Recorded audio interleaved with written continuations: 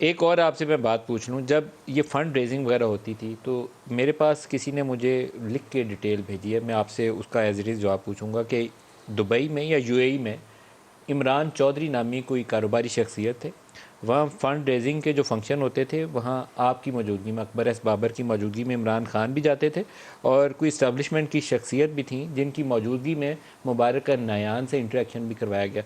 क्या ये बात दुरुस्त है या गलत है? जहाँ तक फंडिंग का ताल्लुक है कि मिडल ईस्ट से, और ये जो नाम लिया इमरान चौधरी, इसके अलावा एक और शख्सियत थी जुल्करनैन अली खान जो मिडल ईस्ट के कोऑर्डिनेटर थे। उनकी एक जुल्टेक कंपनी भी है सऊदी अरब में। तो हमने वीडियोस भी दी हैं, हमने वो जो तमाम डाटा दिया इलेक्शन कमीशन को कि ये इतना पैसा है, लेकिन ये जाहिर नहीं इमरान चौधरी कौन है? इलीगल सोर्स के जरिए इमरान चौधरी कौन है और ये जुल्करनैन कौन है? ये इमरान जुल्करनैन पीटीआई के मिडल ईस्ट के कोऑर्डिनेटर हेड थे। उनके बाकायदा सर्टिफिकेट्स हैं, उनकी वीडियोस हैं, वो इमरान को रिसीव करें, वो अनाउंस करें कि हमने इतने बड़े पैमाने पे फंडिंग की है। इमरान चौधरी इमरान खान के बड़े पुराने दोस्त हैं।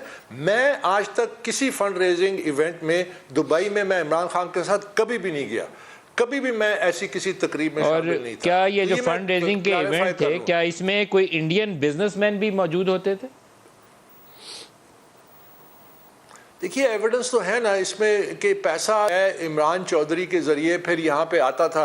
अब ये जो मैंने पहले दिन से नवंबर 2014 में मैंने ये एविडेंस दिया कि पीटीआई के फाइनेंस बोर्ड, और उसमें कॉपी लिखी हुई है, copy to Imran Khan and copy to doctor Arif Alvi as secretary general. अब बाय द वे, इस सारे पीरियड में 5 साल में जो इतनी बड़े पैमाने पे गैर कानूनी फंडिंग हुई जो कि साबित हो चुकी है, उसमें Imran Khan was the chairman, लेकिन doctor Arif Alvi was the secretary general. So he should also take responsibility. He should also resign. इतना बड़ा फैसला आया है तो पैसा जो है ये सारा मिडल ईस्ट से आता था।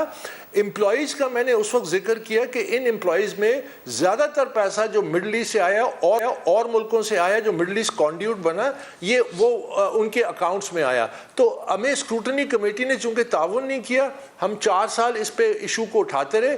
आज जब ये ऑर्डर हुआ उसमें इसकी निशानदेही हुई इलेक्शन कमीशन ने, तो फिर उसके बाद अभी तक जो मीडिया की रिपोर्ट्स आ रही हैं, मुलाजमीन ऑलरेडी एक्सेप्ट कर चुके हैं कि हमसे ब्लैंक चेक साइन करके ले लेते।